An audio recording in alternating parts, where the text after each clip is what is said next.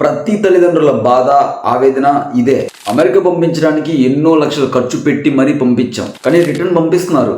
ఇంకా కొంతమంది అయితే అక్కడ ఉన్న వాళ్ళు ఎలాంటి పార్ట్ టైం జాబ్స్ కూడా చేయకూడదంట. మరి వాళ్ళు ఎలా ఉంటారు అక్కడ? అన్నిటికీ కారణం ఈ ట్రంపే. తను వచ్చాడు, తన విశ్వరూపం చూపిస్తున్నాడు, పైగా మన వాళ్ళకి సంఖ్యలు కూడా వేస్తున్నాడు. ఎప్పుడు లేదే మన ఇండియన్స్ అంటే ఎందుకు అంత చిన్న చూపు ఇప్పుడు అనేసి మీరు అనుకుంటూ ఉండొచ్చు. ఎందుకంటే చాలా న్యూస్ ఛానల్స్లో మన వాళ్ళు బయట స్ప్రెడ్ చేస్తుంది ఇదే అని మీరు అనుకుంటూ ఉండొచ్చు. అది ముమ్మాటికి చాలా పెద్ద తప్పు. ఒక చిన్న ఎగ్జాంపుల్ చెప్తా.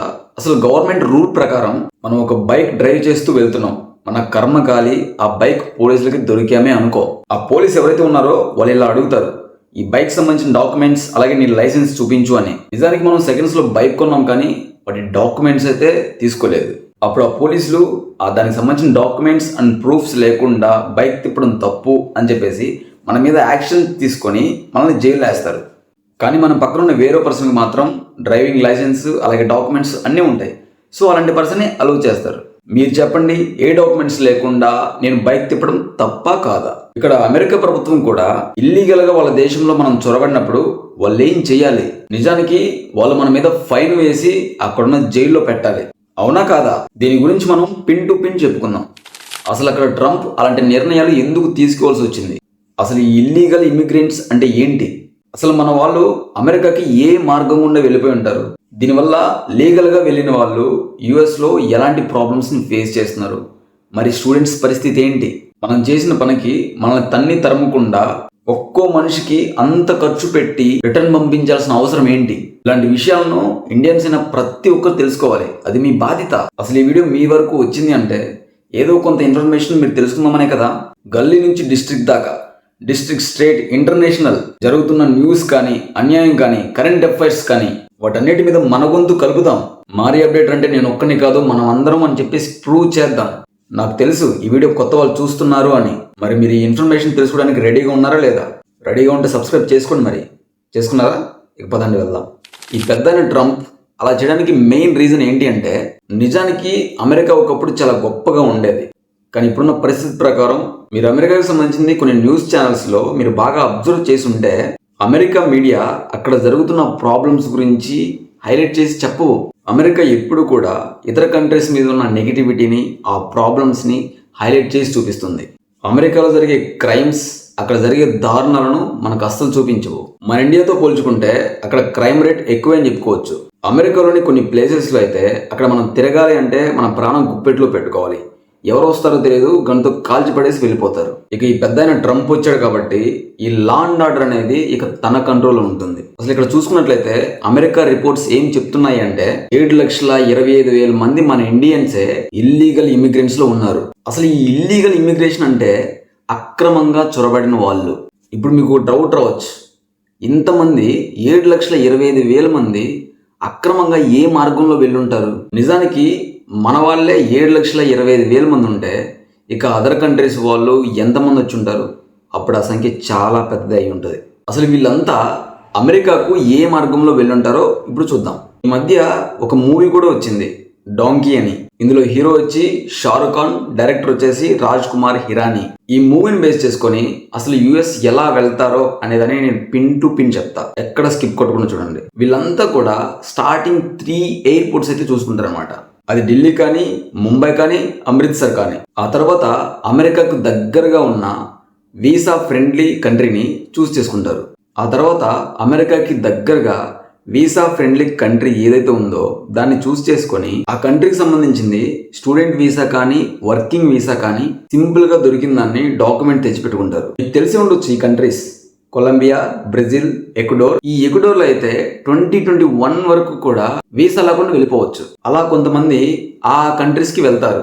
అలా వెళ్ళాక అక్కడ ఎయిర్పోర్ట్ లో ఫేక్ డాక్యుమెంట్ తో కొంతమంది ఏజెంట్స్ అయితే రెడీగా ఉంటారు. వీళ్ళందరూ దిగేసరికే ఇప్పుడు వీళ్ళు దిగిన సౌత్ అమెరికా నుంచి మెక్సికో అమెరికా బార్డర్ దాకా ఒక దారి అయితే ఉంది. ఇది ఒక్కటి దాటితే ఆల్మోస్ట్ అమెరికా చేరుకున్నట్టే. అయితే ఈ దారి చాలా భయంకరమైనది. మన ప్రాణాలు ఉంటాయో లేదో కూడా తెలియదు అనమాట. ఈ డెరియన్ గ్యాప్ అనేది కూడా వస్తుంది. ఇది కొలంబియా, పనామాకి మధ్యలో ఒక భయంకరమైన అడవి అన్నమాట. అక్కడ రకరకాల అడవికి సంబంధించిన తెగల మనుషులు ఉంటారు, వైల్డ్ యానిమల్స్ ఉంటాయి. అక్కడంతా కూడా చాలా చలిగా ఉంటుంది. ఇవన్నీ దాటుకొని పనామా చేరుకున్నాక ఇవైతే దాటాల్సి వస్తుంది. Costa Rica, Nicaragua, Honduras, Guatemala, Mexico. ఈ రూటు గుండా వెళ్ళి రహస్యంగా చొరబడ్డానికి 2 దారులు. అక్కడున్న మిలిటరీ వాళ్ళ దగ్గరికి వెళ్ళి నా దేశం నాకు ప్రమాదం, మీ దేశంలో నాకు షెల్టర్ ఇస్తారా అనేసి అడగాలి. అండ్ ఎక్కడైనా లూప్స్ దొరికితే ఆ లూప్స్లో ఎవరికి కనిపించకుండా వెళ్ళిపోవాలి. ఒకవేళ కనిపించామే అనుకో ఇక షూట్ చేస్తారు. ఇదిగో ఈ విధంగా ఇల్లీగల్ ఇమిగ్రెంట్స్ అనేది జరుగుతుంది అనమాట. మీరు ఇలా అనుకోవచ్చు, అసలు వీళ్ళంతా అమెరికాకి వెళ్లాల్సిన అవసరం ఏంటి? ఒక్కొక్కరికి ఒక్కొక్క పిచ్ అని చెప్పాలి. నాకు తెలిసి most of the peoples money కోసం మాత్రమే వెళ్తారు. ఏంటి అంత వస్తుందా అని మీరు అనుకోవచ్చు. అవును, వస్తుంది. మన ఇండియాలో పెట్రోల్ బంక్ లో ఆయిల్ ఫిల్లింగ్ చేసే వారికి ఇక్కడ 8,000 నుంచి 15,000 రూపాయలు ఇస్తే అక్కడ అమెరికాలో $500 నుంచి $1,500 ఇస్తారు. అంటే అప్రాక్సిమేట్లీ 40,000 నుంచి 80,000 రూపాయలు అనుకోండి. ఇక్కడతో పోల్చుకుంటే అక్కడ అన్ని రేట్లు ఎక్కువ.